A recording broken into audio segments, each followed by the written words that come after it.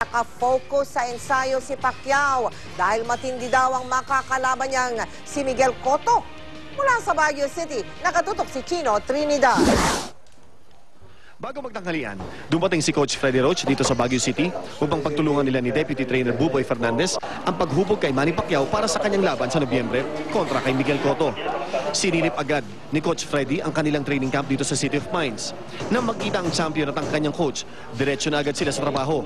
Habang nagwa-warm up si Pacquiao, inihahanda rin ni Roach ang kanyang katawan sa kanilang pagtutuos ni Manny sa ensayo. If I didn't know better, I'd say he'd been training for a month already. He'd be ready to fight on Saturday. But he just, he knows I came all the way to Baguio for training camp. Yeah, I think he wanted to impress me a little bit today too. So. Ano ka daw naghanda ka daw talaga sa kanya dahil gusto mo siyang pasikatan. Kung makita mo yung meets namin dalawa, maganda yung meets namin at maganda man yung klima rito kaya maganda condition.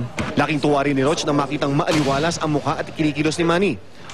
Malaking adjustment ang pagpunta ni Roach dito sa Baguio para i-train si Pacquiao.